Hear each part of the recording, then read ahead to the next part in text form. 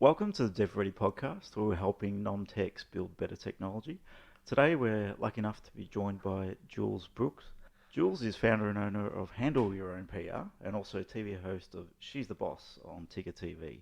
Thanks for joining us, Jules. My absolute pleasure. Thank you for inviting me. And off the back of a phone call we got introduced and welcome and came into the podcast. We so did really for a guy that Yes. I know that Red Gum Technologies. Yes. Yep. Yeah, so from one tech to another, and I, believe me, am not a tech. Well, it's a perfect person to be on the podcast. Excellent. So, Jules, tell us a little bit about yourself and how Handle Your Own PR came about. Okay, so I had, I don't even know where to start, but basically I started a PR company because I got a PR client before I had a PR company. Interesting. Yeah, So okay. I've met, you probably guys haven't heard of him, but there's a very well-known comedian called Mark Mitchell, who had a character called Con the Fruiterer. Oh, yeah. And Yes. Con the Fruiterer was quite Hilarious. successful and well known. Yes. And he met me at a party with a friend who does PR. Didn't realise that I actually had a graphic design company at the time. Okay. And rang me 2 weeks after we met and said, Jules, they're bringing out a best of Con the Fruiterer DVD, and we really want you. And I've told them that you're the best person to do the PR. And I kind of went, shit. I've never done PR before, but it was, there was good money dangling, and so I rang all my mates who did PR and said, "How about you do it? I'll take the job. You do it. I'll do all the client facing." And they went, "No, too busy. I think you should do it." So I set up a PR company, teaching myself how to do PR basically, and then I brought in staff who were friends who were worked in shops, and there was a waiter, and there was a phone selling person, all sorts of different people, and I taught them how to do PR. And then the GFC hit, so the global financial crisis in 2008, and our clients really started peeling off. In a recession, PR stops being a really important thing for people.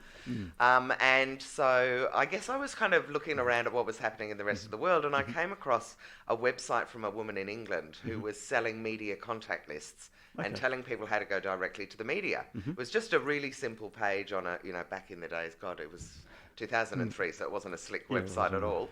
But I remember thinking, oh my God, that's really clever. And if there's one thing I know, it's that the media desperately wants content and really loves innovation.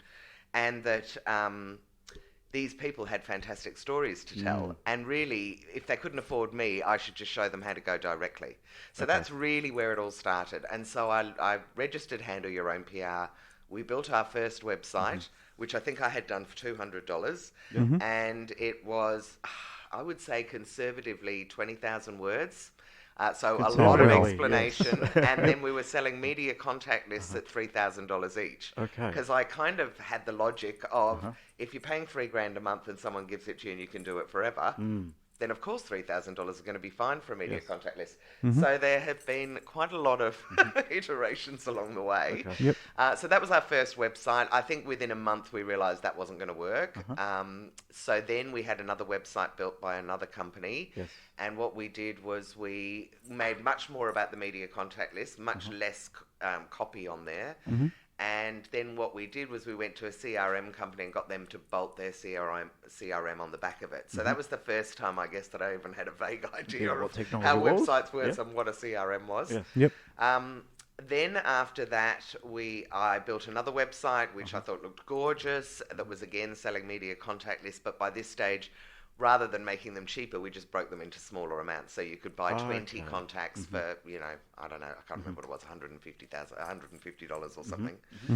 And it was all very bright and colourful, and that started to have a bit of traction for us. And then around 2012, I decided that I didn't want to do PR for anyone anymore. I really just wanted to focus on the teaching. So my business partner at the time said to me, "You have made the biggest mistake." But I said to her, "You take the agency, I'm going to go with Handle Your Own PR." And I kind of muddled on for another year or so. And then in 2014, I decided to take the plunge. I sold my house. Sold your house. I know, crazy. You're not the only one. No entrepreneur should really do that, but I know lots that have. And put the money into the website. Again, not having, you don't know what you don't know in technology, and that's, I guess, my biggest learning. And so I had employed these guys. We were doing a 20 grand build on a website. We were 18 grand into it, so I was just about to sign off, and I met this other guy who was a digital marketing guy. Okay. And he said, "What a pity you've gone so far down the road, because if it was me, I would have done it differently." And I said, "What do you mean?" And he said, "Well, I would have made it that people go onto the platform and start writing their media releases and build their media contact lists all on the online." And I was like, "Really? Can you do that?" And he went, yeah, you can do it. And I said, "Well, I mean, I've nearly spent 20 grand already. How much is it going to cost?" And he said, "Oh, I reckon we should be able to get it done in a couple of months, because you've got most of the content on there. And I think it should be no more than about another 10,000. And I said, "Great, let's go for it." And $150,000 later, he walked away halfway through the build. Oh, wow. Okay. And he had employed people overseas to do it. Yep. So I had no handover notes other than a couple of bits of gobbledygook that meant nothing. I had no money left. I had a platform that was really a liability. I couldn't put it out in public because it just had too many bugs in it. And I froze. I just didn't know what to do. It's such a good story for anyone in technology. Yeah, I know what you're doing first. So there was no plan. There was no idea who had built what, how far away we were. This guy had been doing the designing. So I didn't have a designer that could do anything. So it was all a bit of a mess, and I really didn't know what to do for about 2 months. And then I rang a guy. I've been a judge for a lot of startup sort of pitch fests, and he was a co-judge at an event. And we just got on really, really well. And so I rang him and I said, "I don't know what to do. Like, I've got 3 kids. I'm a single mum. Like, what am I going to do?" And he said, "I think we should do a really huge offer out to people and get some money in the bank, and then we can use the money to build things." I'd had this business by then for 4 or 5 years, so I had a pretty good rep out there, but it was just not enough people knew. And so we did a huge mail out to the database offering them a lifetime use of the platform for $400. And where I thought I might make a little bit of money, 80 people signed up, and we had 40 grand in the bank within 3 weeks. And that kind of changed everything, because it proved the model. And it also kind of said to me, if things start getting tough, you can do another sale. There's an option now, right? And those people really, I mean, I was very honest with them. I said, there are going to be bugs. You're kind of like my test market anyway. And I will give you special offers before I give them to anyone else, etc., etc. And so that's what we did. And really from then, and my other absolute blessing was this guy who is a VC and an exit strategist, had started out his life as a digital marketer and knew about websites and knew intimately how to set up a CRM system. So he then, God love him, and he really has been a blessing in my life, spent about 40 to 60 hours a week working on it for the next year to get it right. So we've moved it all into Kartra now. I don't know if you know that system. We did a huge CRM system in the back of it. So Kartra is a CRM system that you can build web pages on it. So we've got the SaaS platform sitting there with what used to be a WordPress front end that's now a Kartra front end that's got this very, very slick and clever kind of CRM system as part of it. And that's about as much as I know about technology. I've given it to you all in one fell swoop. Yeah, I love it. So let's take a few steps back. Go for it. So you were building. What was the original website you're building? And you said it was $20,000 budget. What were you it was from scratch again. Yeah. I don't know. I just said to them, I want it to be something. Having learned from what had happened, I said it needs to be something that if you and I fall out, I can get anyone to work on it. So I think that's called open source. Yeah, I don't really know whether it is. Okay, but what objectives were you trying to achieve with that website? So was that selling lists again, or what was the difference? At the time, I was thinking that I wanted to sell the media list, but I wanted people to be able to build their own. So I had about between 3 and 10, depending on how active we call them, journalists on a database. 10K, sorry.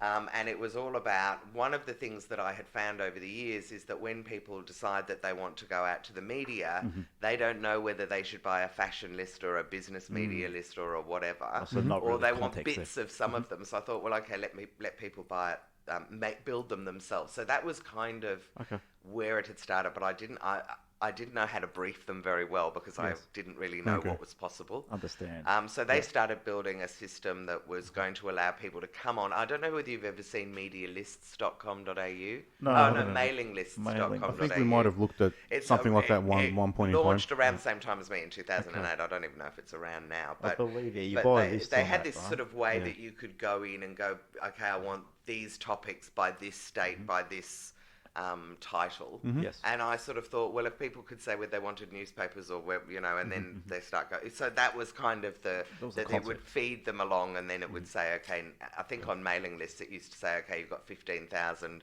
contacts, how do you want to cull it down? And you could sort of play around with it from there.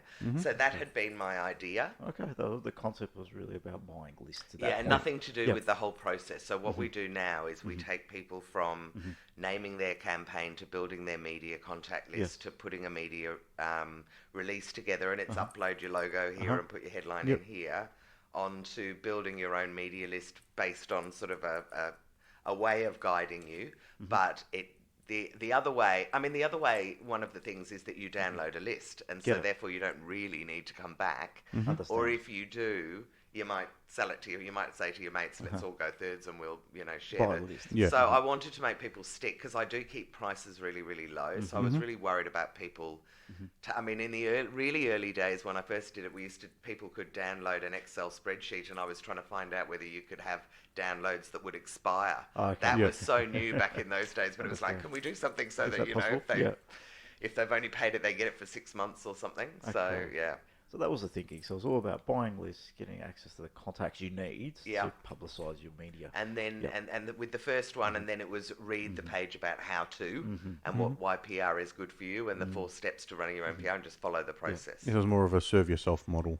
It was definitely. Well, it is still in a lot of ways, but it was very like that. And in fact, a guy who did it, who's now my boyfriend, I remember went through the whole website, obviously because he was a bit besotted with me, and went through the whole website and rang me and went, well, I don't know whether you want to hear this, but I've now got absolutely everything that I need to run a PR campaign, and I haven't had to pay a cent. Is that what you want? And I went, no. Oh, really? I don't think everyone would do what you do, but the reality was that, I was kind of leaving it wide open, but you don't know what you don't know. And that's the challenge when you walk into something like this. You don't know what you don't know, even don't know what the best approach might be. That's right. In the early days, did you just take the idea from overseas that they were selling lists and thought that was a brilliant idea, a concept, let's bring it here? Or did you contact some people, ask some customers? How did you approach it? What did I do? First, I went to the woman in the UK and said, I kind of like the idea. Do you mind if I do it here? And she said, fine. She was very much in that mumpreneur space that was just taking off then. Then we were doing a lot of, that was when Facebook and had started having sort of communities, and there were forums out there. Groups, and I remember we were very much in the parenting space, and there was a forum, I can't even remember what it was called now, but it was based out of New Zealand, and it had hundreds, if not thousands, of people that were in the parenting space running businesses. And so I put a few posts up there saying, this is what we're thinking of doing, what do you think? And we just got loads of feedback saying, oh my God, that's amazing, that's just what we want. In fact, I've had that all my life, all the life of this business. Unfortunately, people go, that's great, but they don't necessarily buy. So the process of trying to make it really attractive for people to kind of launch and give it a go is very different. I love the concept of that, and I love the theory of it. So you did some market research in the space with Facebook. Very sort of anecdotal kind of going. I mean, I guess, and I've learned the hard way that that's probably not right, but I do a lot by my gut instinct, and I just felt like it was right. And even when I split with my business partner with the agency and decided to focus on it full time, and she went, oh my God, you've chosen the wrong company. I was like, I just know it's right. And even to this day, we still haven't, we're still not huge, but I still know that it's right. And there's no one else in the world doing it. That's a point of difference, right? So if you can be unique in this world, that's generally a better place to stand on than do what everyone else is doing. Have 100 competitors. You don't want to it's challenging though. I mean, I remember when we launched the SaaS platform, even because I'm obviously in PR, we got lots of publicity. And when it hit Mumbrella and the Sydney Morning Herald, we got a lot of pushback from PR agencies going, it is irresponsible of you to be doing this, and journalists are busy enough, they don't need to have it. And of course, our customers or potential customers, the small business owners, were going, this is awesome, we love it. But in the industry, so you disrupted I don't know whether I made a few enemies and a few journalists who kind of went, we don't want to talk to non-professionals. And I'm like, well, you don't have to go on my list. Yeah, just ignore the system. That's right. So, and then you had this digital this digital marketing guy. How did you get approached by him, or did you approach him originally? to No, look at I the met platform? him. I met him at a think tank. He was the digital marketing guru, and I was the PR guru. Yes. And he had said to me that he'd tried the platform with a previous client, Okay. and that he really loved what I was doing, and that it was amazing. And I think I said to him under my breath, "That's great. I wish I could make some money with it." And he said, "Oh, I can help you there." Yeah. And that's kind of how we hooked up at first. Yeah, and was that the person that took you from the problem to delivery? Yes. Yeah. No, well, yes, from the problem to halfway to delivery, I would say. So he basically came on board, said it would cost $10,000 to get you to X position. He thought roughly. To be fair, it wasn't. He wasn't quoting to do the work. Yeah, he was angling to come on board, which he did as an equity partner. Oh, so he came on as a partner, and then you worked on this together. And then we ended up paying him anyway. It was Okay. sort of a really stupid Interesting. thing. And then when we ran out of money, which is for me, and I guess I've bootstrapped a few businesses now, I said, so now's when we roll up our sleeves and, have to put the hard yards in. He said, no, I don't do that. If you don't have the money to pay people to do it, then I'm out of here. Yeah, Okay. okay. So but didn't want to get the back on the wall and basically fight through that. So now you've been you're in a position where you've gone through, you've invested in the product. Was he managing and developing the product? Were you a part of that process? How did you Well, a bit of both, I guess. So Okay. he was working from home and managing people overseas, and we were talking 4 times a day about, what they were developing and what was happening. And because the other thing is that if you, as developers, and you would know, you know your stuff, but you don't know my stuff. So Yep. I was spending a lot of time saying that's not the way that people do PR, and we need to add this extra step because it's really important. One thing that if I rebuild, which I will do sometime soon, I'd like to do is I've made it that you go on and build your media contact list and then you write your release. I'd like to flip those steps. Okay. Just because I think intuitively that's how people do it, but Yes. I mean it works as it is, but it's just you learn It's things learning along as the you way. go, right? And I think we But always constantly learning. and there is something really weird when it's sort of like, women and car mechanics as well, when you don't really know what's possible and you don't know what's an expensive change and what's a not expensive change. And in hindsight, I wish we had planned the whole thing, but I just kind of left it with him. Yep.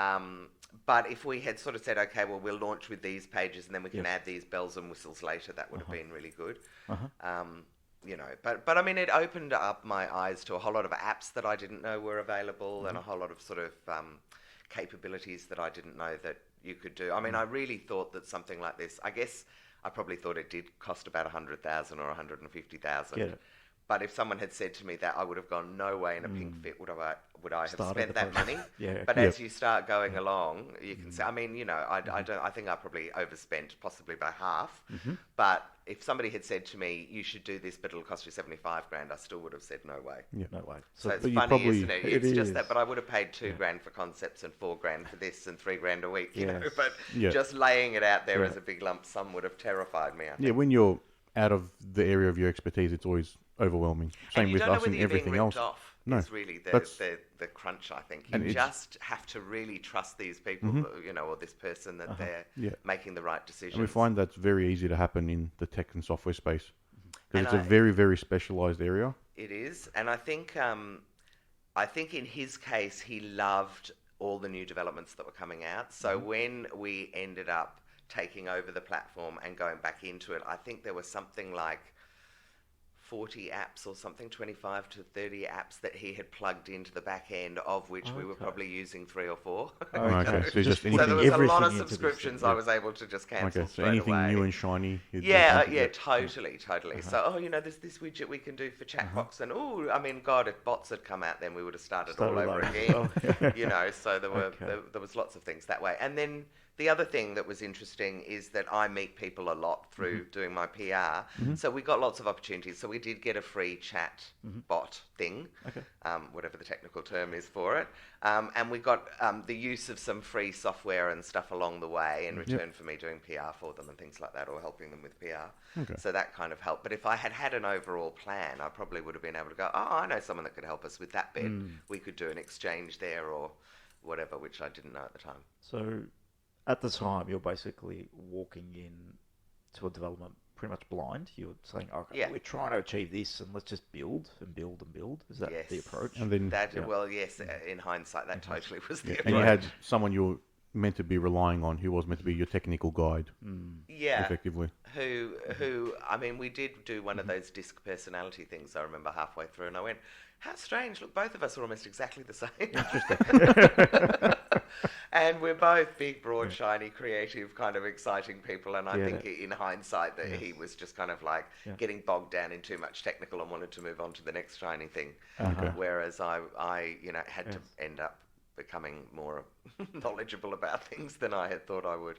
So you went through that process, you got to a point where you basically ran out of money, and now you're in a position where you got half a platform that's not really working, and you started reaching out for help. Yeah. Now, you mentioned you went to a friend. What did you do there? Oh, look, I said to him, I just don't know what to do. And as I said to you, he had said, well, let's make some money so we can employ people to fix the bugs. So that was the main thing. So once we got the money in the bank, we started in little steps. Firstly, we needed to make it stable. Yes. So we ironed out as many bugs as we could. We communicated a lot with that great database of 80 people who'd all paid and were kind of supportive. And we started slowly making changes and then using it. And then I run some training programs. So that was very nerve-wracking because we decided we'd run some live events where I would bring in journalists and we'd teach people how to do PR. Yep. And that meant that we'd have 10 or 12 people on the platform at the same time doing the same thing, which, of course, the first few, I used to have to bring a tech guy in because they'd go, manage it. you know, the photo won't upload or this thing won't work or this, or, you know, I can't change the text here. And I'd be like, I haven't got a friggin' clue how to help you. So I've been doing it for 2 years, those accelerators now. The first few were very nervy for me. Just around not knowing, because the other thing was we ended up taking the guy who developed the platform, the PHP developer in the Philippines. We've kept him. And so I would just say to him, look, I'm going to be running an accelerator. It's going to be Monday afternoon, so Monday morning, you know, like they're all going to get on. Be ready for me to send texts. And I would be sending texts a lot then. I remember the highlight of the bugs was when some woman who wasn't particularly friendly with us had downloaded a list of 1,500 journalists. Sent it all out to them, which you would never do in a pink fit, really. Sent it out to all of them, and it doubled up, and then it tripled up, and it started sending the same journalist the same email, and then the same email, and then she contacted me saying, "Oh my God, I'm going to ruin your reputation everywhere. I cannot believe it. You've destroyed my reputation with journalists, all this kind of thing." And I remember saying, I was just like, oh shit, what do you do now?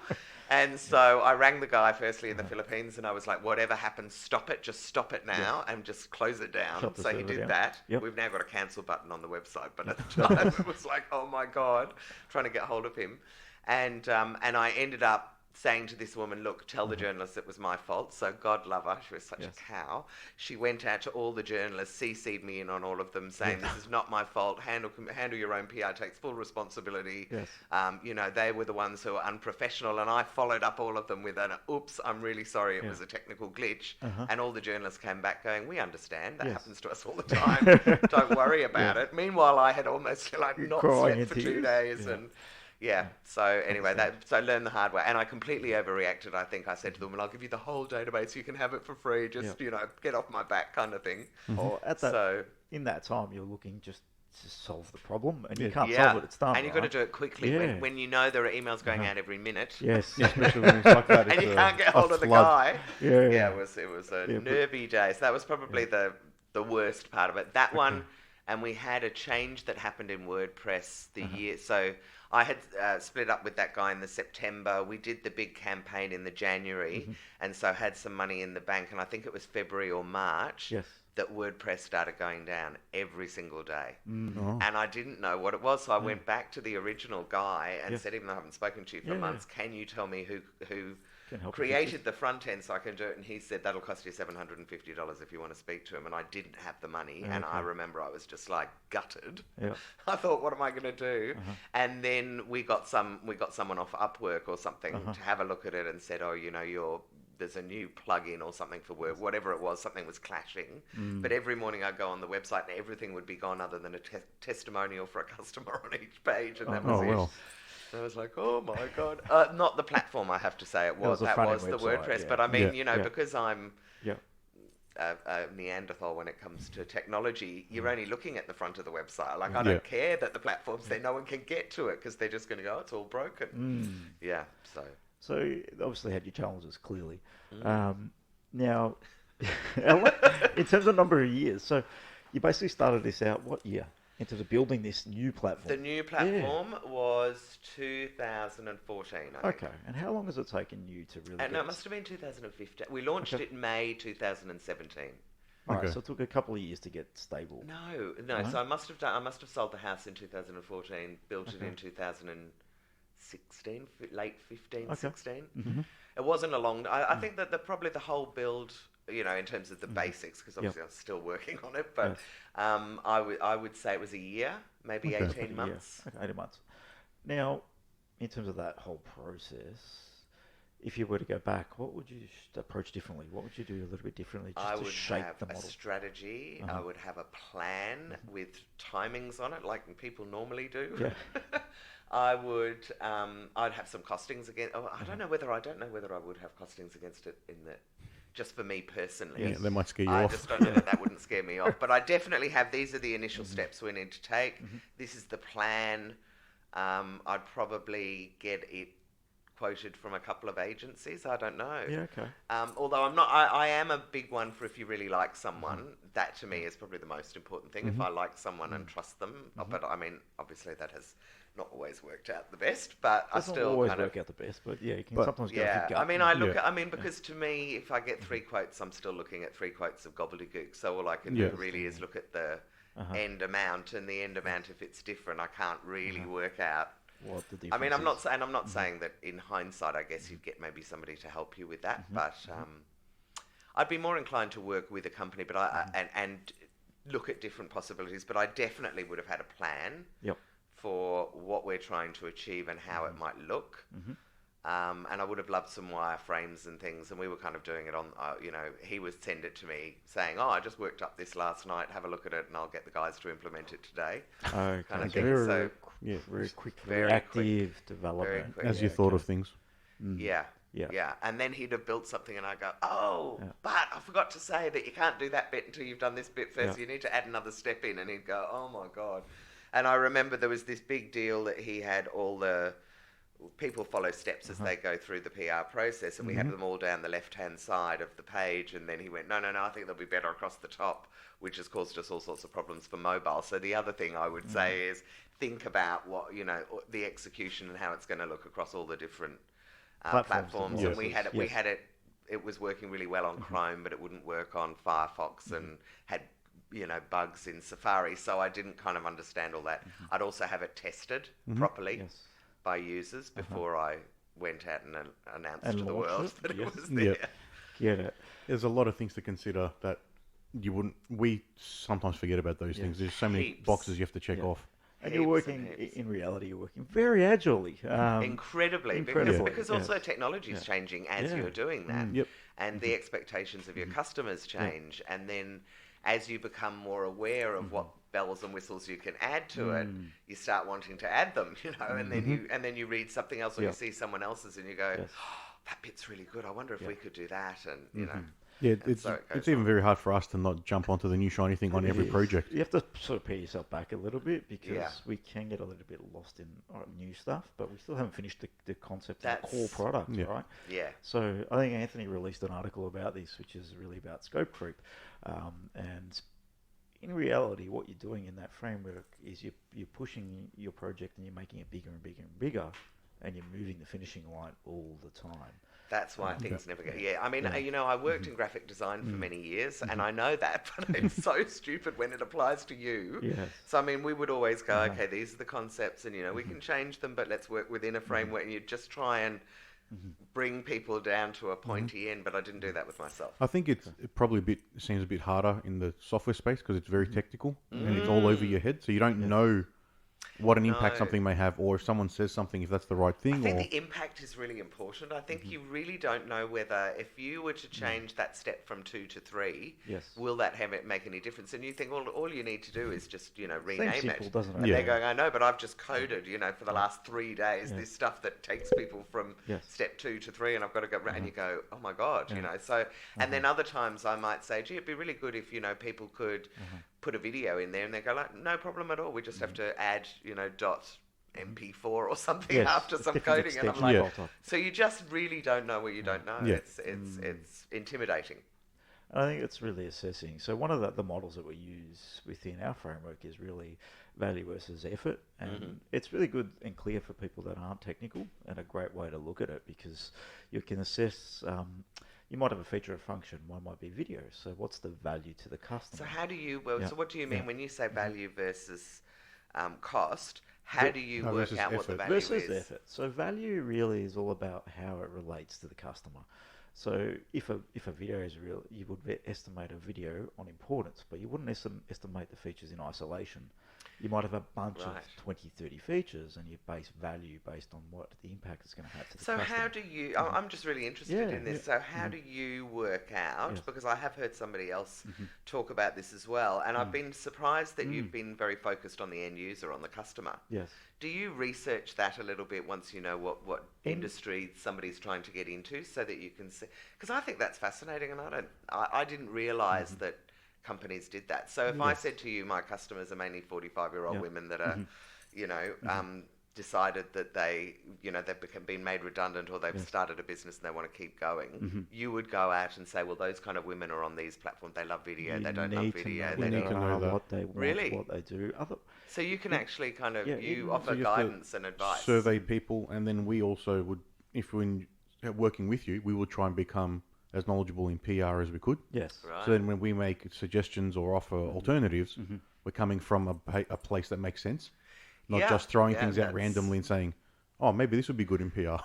Yeah, because the problem, when somebody knows a whole lot of technology, and I know my stuff really well, it's really hard to work out how to meld that together. So that's so really if you're great. working... So you do that kind of as an exercise before you even work out and that's really what it should look like? DevReady is. So the podcast is an extension of what we do. So it's really about educating people on all the upfront work that needs to be done. It is the strategy. It is the plan. It's ensuring that it's the stumps on the house and the floorboards. You're the foundations. That's in the foundation and the core. All the unsexy stuff. Yeah, and an unsexy model.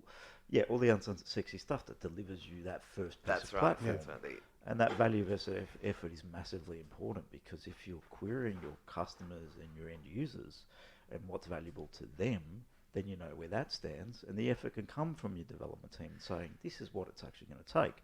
If you find that something is very valuable and very little effort, that's simply put into the product. It's a two-pronged approach. You need to provide a value, and we have to provide the corresponding value to be able to get a full picture. Right. We can't do all, and you can't do all. And then what happens when you finish? Because one thing I've learned as well is that they're never really finished. They don't finish, no. But what if they're not getting any sales on the back of it? Do you then relook at it and say, okay, so there's something we've missed here? So in terms or do you wait for the customer to come back, or how does that all... In terms of sales, the sales become the product of the customer. So the customer or the client is responsible for the sales of the product. However, if there is a user problem, and there's a problem from perspective of how they're using it, we generally use analytics to monitor how users are using it, the behavior behind the system. And you'll say they're dropping off on this thing, and might need to get an change the copy. understanding of what's happening in the model. So you might, for example, you talked about a wizard within your platform. You might have 6-7 steps in your wizard, and you might find that on step 4, people are dropping off and not completing, and we'll revisit and educate on why that is. Right. Talk to customers, talk to yourself, and then retweak that model. So it's a never-ending and learning experience. Really. And then if it becomes... which is another reason why you need to like the people that you're going to work Correct. with, because it ain't going to end. The relationship is key. That it's a partnership. It's not a provider and value relationship. And I think that's probably something really important for anyone who's about to launch into this kind of space to think about, that you are going to have a relationship with these people forever, really, as long as you've got the platform, probably. Yeah. And you want it to be forever. If it's not, generally something bad's happened. So the experience hasn't been great. They haven't been delivering. They've been building spending too much money, potentially building the wrong things. Yeah. And that's generally when a relationship ends. If the relationship's ongoing for years, that's a great thing. That means you're earning money within your platform, you're able to reinvest into it, and you're working with the team that's helping you build that. Yeah, nice. Yeah, so that's a framework. It's all about relationship in the end. We learnt this the hard way. We've been involved in many products. DevReady came about because we started seeing that customers weren't getting the uptake on products or the buying, Right. and we started questioning why.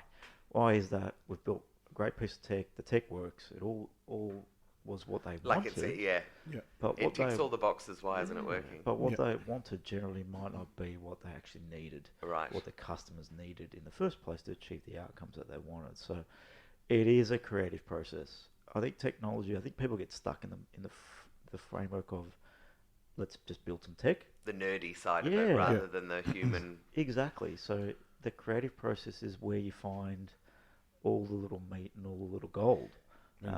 That's Asking why enough I've become questions. intrigued by UX and CX because Yes. I don't think I've ever worked with anyone specifically in that space. Yeah. And I think that is a very clever kind of industry, or not industry, it's a very clever tech speciality to have because... It is, because it uses psychology and brings psychology into the play and what users are actually going to want to follow through on and how they're going to be engaged by this And it's platform. even down to what size or colour buttons should be and where they should be on the page and how long they should be before they pop up and all that kind of thing. Yeah, I find it. Now, if you want like a good case It's study, a science I know very little about. if you want a good case study on something like that, read up on any sort of game that's being Right. made, because it's all about that. How do you get a person playing the game as long as they can to spend as much money as possible? Yeah. Because there's no tool. It's not a tool that doesn't provide them any I think value. I'm nearly 4 years into Candy Crush, so they've done something. Yeah, right. but they're a My great kids example. laugh at me. Yeah, they're a great example. $1 billion business. Oh, more than that. More now, yeah. Yeah, So they're what did you say? multiple billions of dollars they've made. Oh, It's a huge platform, but it wasn't the first. No, flight. What was it? Anyway, I got the first one. that flight connector or whatever it was from the company in Richmond. Yeah. I just remember them doing it, and they made $1 million over the first 3 months launch or So- something, and I could not stop landing planes and helicopters. It's a game versus any And other app. jumbo jets. A game versus any other app where the app will give you value or a tool to do your job or Yeah, make you right. money. A game, you're spending your own time and your own money. Yes. It doesn't give you anything else besides entertainment. Yeah. So they really have to get that to the nth That's degree that's worked a out. really interesting insight, actually. Yeah. And I've had this chat on a previous podcast. His name's Kerry G. And one of the things that he realised was, how do we gamify with the platform we're building? Because that's where a lot of people are investing significant money and significant return. Because I've heard the term gamify, but I didn't realise it could be used for sort of It business can be used for platforms anything. as Yes, and well. normally it's points. It's making people stick. Yeah, and how do you then Simple like add form is points, right? points and levels? All right, Yes. you've completed one wizard and you've done one PR. You've got 1 point. Here's You your now patch are on the back. here's your little badge on the Yes. website.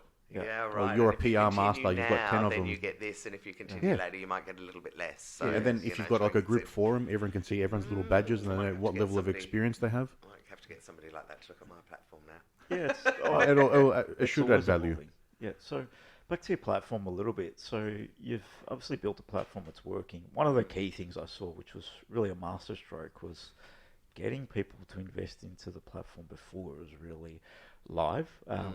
Now, how did that decision come about? You mentioned you spoke to No, someone. it was live. It was live. It Yeah. just had bugs in it, so they Okay, were so able it to was use it, and they usable. could see the Yes. potential, I guess, because Okay. it's. I mean, most people get on it. It's funny, you know. I've had it for so long now. All I see are the issues, but Yes. people get on it Yeah. and they go, "Oh my god, this is amazing!" And I go, "Really? But have you noticed that when you try and upload this thing here, it goes in upside down?" And they're like, "No." No. And you go, Interesting. and I'm thinking, why am I? We get so fixated on little things that I think everybody kind of jumped on it at the time. Back in 2017, there wasn't anything out there for small business. There still isn't really for small business owners to help them do PR. Yeah, interesting. But what it solves, on the one hand, is that it's a tool, is what I guess I realised, and that if you don't have the education and you don't know what you should be telling the media, then it's a bit hard. So, you know, I've spoken to some VC guys along the way, and they're very interested in the platform and very not interested in the training because they don't see the way that has the global expansion, It's which not I do. But it can be scalable, and I think everyone's always keen on a SaaS product because a Yeah. VC can get 6, 7, 10 times return on revenue in a SaaS product. That's the numbers out there. So that is why they're keen on the product. So the tool, if you're delivering $1 million revenue, you could be worth 10 to $15 million in value. Well, wouldn't that be lovely? Yeah, so minimum 5 up away. to 10, 12. But I guess what I think now, if I rebuilt, is I'd probably take some of the education which I've got in video form anyway, and start putting it into the platform. I'm not sure how that would work, but that's sort of my next iteration, is bring it all together. So therefore, it's a no-touch kind of product from the human point of view. And then if they want to, there are other ways they can do it. But at the moment, so when I first did it, I used to go, step 1, here's a whole lot of content. Step 2, here's a whole lot of content. Then I've gone into now nothing. So step 1, build your media contact list, all intuitive. The content of what you send out to the media is the bit that stumps everyone. They all go out wanting it. It looks like an ad. How to formulate a response. Well, it's how to turn your business into a story that someone wants to hear about, rather than you telling everyone how great it is that you've done such and such. And that's an art form, isn't it? But it is. Well, it's. I don't know that it's an art form. I actually think it's more of a process. That once you learn how to do it, it just comes naturally to you. But you just need to be taught how to do it. Yeah, and art is a process anyway. Well, that's true. Yeah, it's a very interesting point that you raised there. So, you've got this platform now.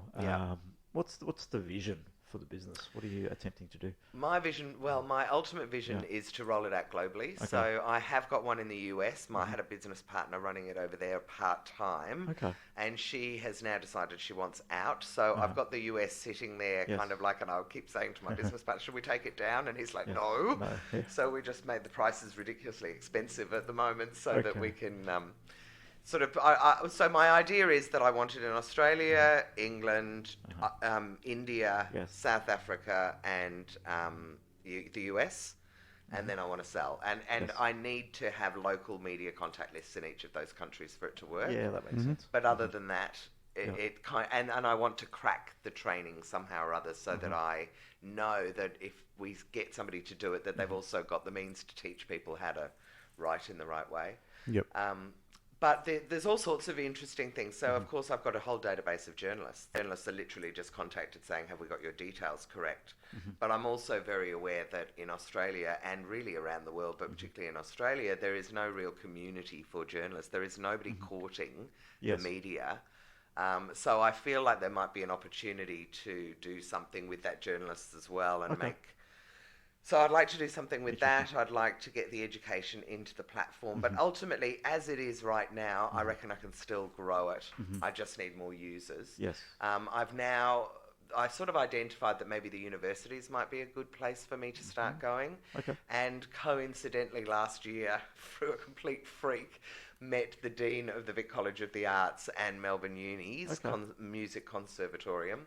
And I'm also on the advisory board for RMIT's PR course. And both those institutions are now quite interested in Handle Your Own PR being a tool that they can hand out to their students, which has kind of opened up whole new markets for me where I'm kind of going. So it makes sense. I mean, I at the time, I'd had a couple of drinks, but I said to the Dean...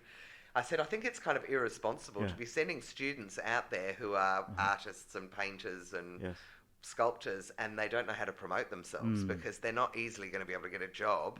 And unless they take off, the least thing you could do... And he was like, I totally agree. And then at RMIT, I said, you have so many courses that come out of this where they should just know how to do PR. You know, that's a free way for people to promote their business. And they're kind of going, oh, yeah, that's... And then I go, well, let me show you the platform. And they go, oh, my God, it's amazing. And so it's taking off from there. So I think I'll probably go really hard in the education sector. Yeah, it's interesting. It is, model, isn't it? Probably something you never thought of. So it was one that I identified early on and thought, you know, how would you even get it in? And I wasn't sure how they'd use it. Now I can kind of see a much clearer pathway. And, of course, the other thing is universities they've got people doing PhDs and masters, so they've all done a whole lot of research and they need to get it published. I can help them get it published. And so that's become very interesting to them as well. The benefit is they can alleviate some of the training concerns you have from your end because they're an institution developed for education. I used to think it was perfect for startups, and it is perfect for startups, but startups just don't use it. They just don't spend the money. Well, that's been my experience, unless they're at a certain level.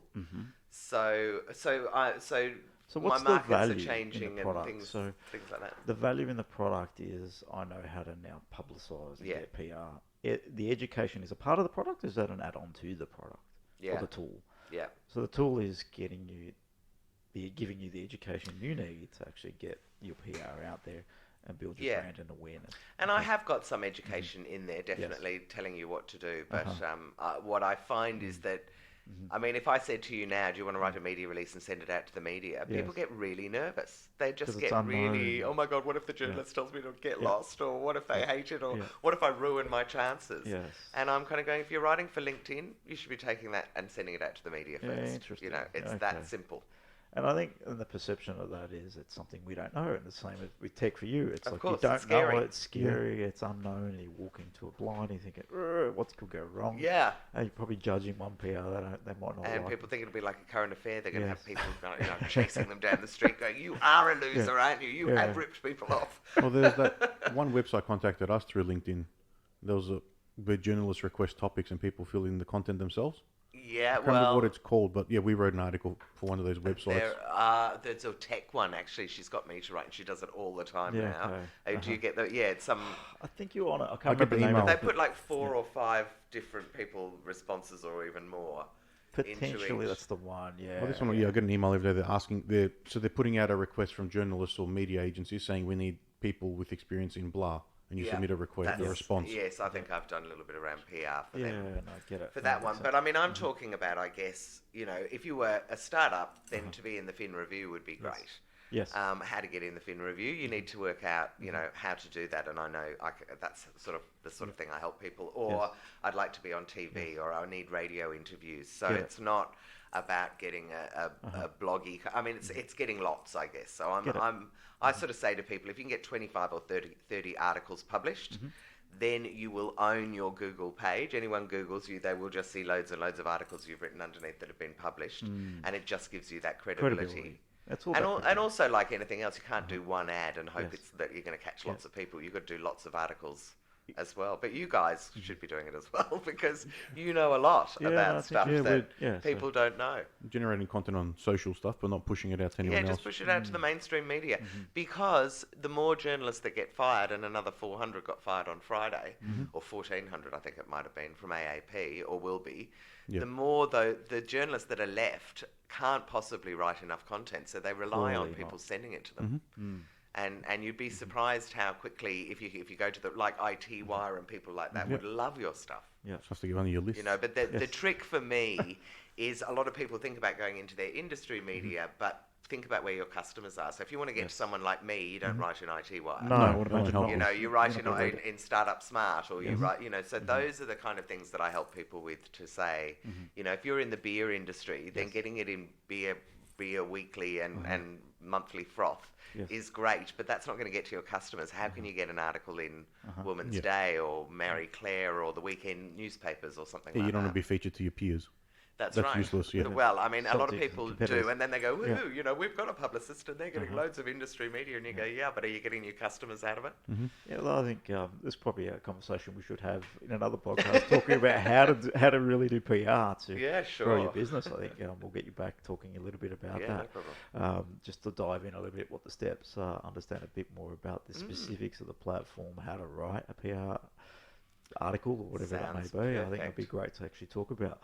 So in terms of tech, so clearly you're not a tech person. No, you started out doing something with Conda, and then you're here with a SaaS product that you're actually selling to the marketplace. And have for the last nearly 3 years, I guess. How many users do you have on your platform? I knew you were going to ask me that. See, I'm not great on all of those kind of stats. I've had about 2,000 have used it in the last, say, 3 or 4 years. Yeah, okay. In terms of, but in the end, people want to know the paying ones. I think we have got something like 300. Okay. I don't know, something like that. So but I make a lot of, really the cream for us comes out of running the PR Accelerator. And of course they have to use the platform as part of that. And then once I've taught them, they get a year to keep sending media releases out. And what have you. So the model is bring them through and the prices, my God, have changed so much. I mean, we started off, I think we started off saying it would be $97 a month. Then we went up to started off with $300 a month, then went down to $97 a month. Then I did $397 a year. Okay. I mean, talk about chopping and changing.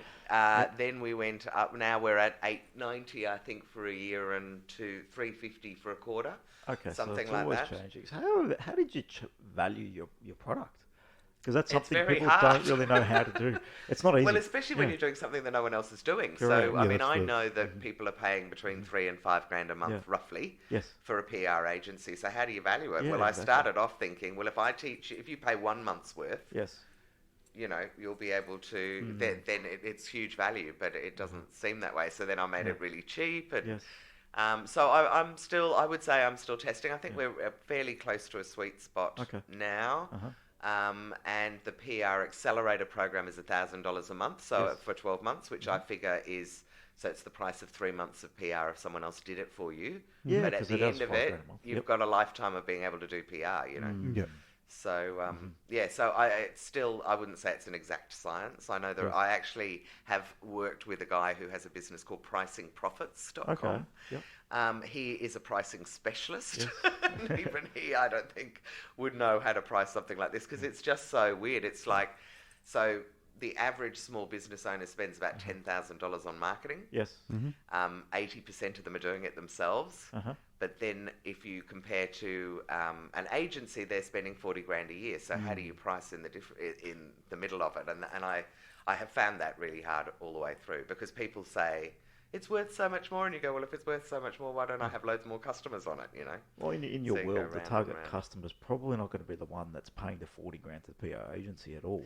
'Cause No, well, that was a that's- moment of yeah. clarity where I went, maybe I shouldn't be comparing it to that. But it's certainly, if you looked at what you might be spending on social, $500 a month, Yep. $1,000 a month, it's That's about something right.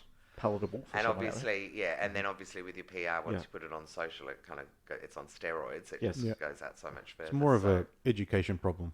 Explaining to Yeah, people this is yeah. what the benefit of this is. Yes. and how it the improves payoff your obviously current- is your time. Yeah. So how much time am I going to have to spend if I'm going to do it, and Yes. all that kind of thing. But And it's being in small business and startup world, we generally don't have a lot of time. So, No. how do you? But then we also don't have money, so for a lot of people, so Time, that's they where can I have find. my dilemma for a lot of people is, are you prepared? But I mean, I now run the accelerators, Yes. so in 2 days we do 3 months worth of PR. So you Yes. spend a year with me, 8 days with me, Okay. and you get some weekly mentoring online in your pajamas if you want to Nice. as So, well. I think you probably found it. Yeah. That basically the objective of your business is not the product or the tool. It is everything else around it that supports the customer through the journey to be able to deliver on the tool. Yeah. So if they don't have that education up front, they can't write a PR article, then they're not going to get any value out of the tool. No. So the tool is really worthless without everything else around it. Yes, yeah. Well, I guess yes, unless you've come from a situation where you Yeah, unless do you've got the knowledge. understand. Yes, Yeah. yes, yeah. Or I mean, I sell ebooks with it Yeah. and video sort of Yes. stuff as well. But you yeah. need some knowledge base there to build it. Yeah, the Yeah. big mistake that everyone makes is I want to announce that we've put on this new staff member Yes. or we've just taken on this new product, and Okay. it's like no one's interested about you. I'm interested in me.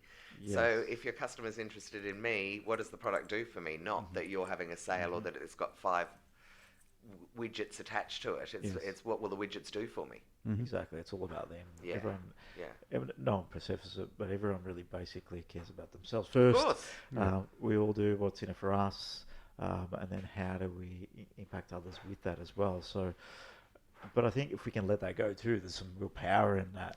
Absolutely. If you can actually let that go, it's why we put this podcast Yeah, together. we've slowly- It's about a free thing we're doing and putting out marketplace. We're obviously getting some value for us, but can we help one person, 5 people, 10 people save that 3 years, save that 100 grand?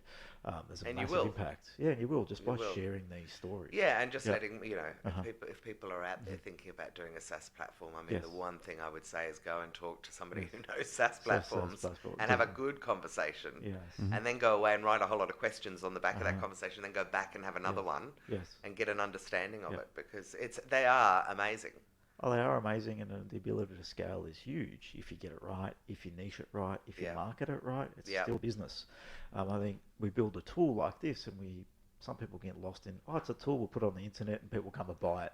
Oh, well, That's isn't that, never yeah, gonna I mean, happen. it's that whole thing of Yeah. we'll build it and they'll all come. Yes. That was a real shock for me even Yeah. back in 2003 when all these people had been saying to us in forums, oh my God, we can't wait till you launch. Yes. And then we launched and we said, go and have a look at it. And they all went, oh my God, it's amazing, just Yes. what we need. And zero Crickets. buys. In terms Yeah. of sales, Crickets, crickets, you're going, hang on a minute. What's going on here? What are we doing wrong Yeah. that you're telling us you needed and Yes. we built it and you didn't come? Yep.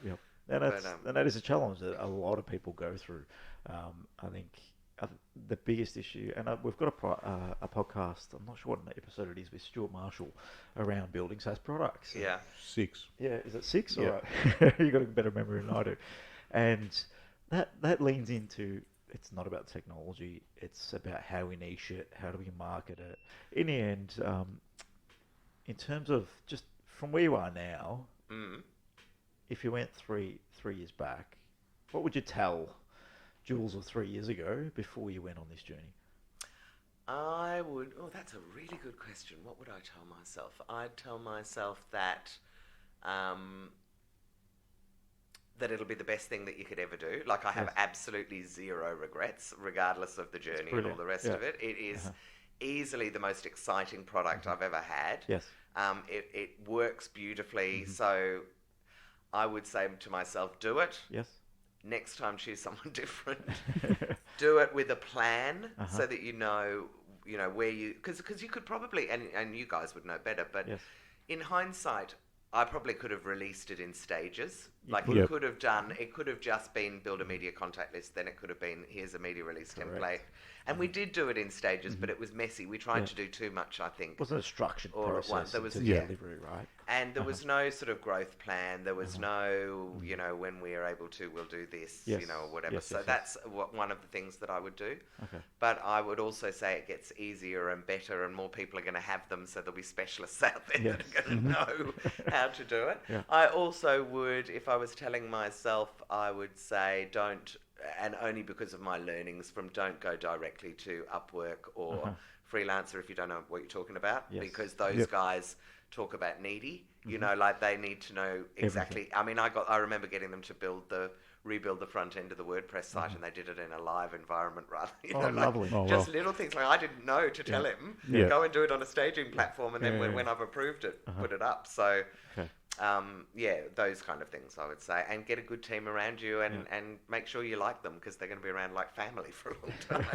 Brilliant, Jules. We'll end it there. Thank you for joining us. Thanks for sharing your story, your journey so far, and a little bit about what you're up to. And how do people find out about you if they would? They can go to handleyourownpr.com.au. So that's handleyourownpr.com.au. Bit of a mouthful there. We'll put the links out like when the we post words. it.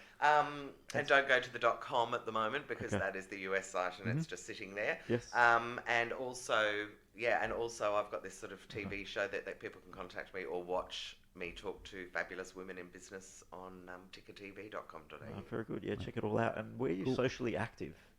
I'm very socially active on LinkedIn. In fact, I'm very hard to miss, I would say, with anyone that's connected with me on LinkedIn and Facebook. Perfect. All right. So No problem. I'm trying to master Insta. Then someone told me the other day about Pinterest, which I thought was dead, and I went on there and went, oh my God, there's millions of people on there.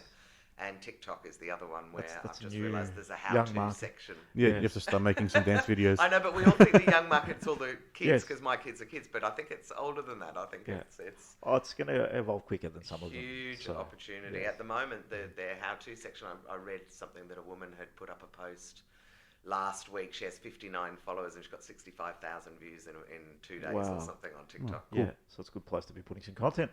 We'll take I think that. so. Yes.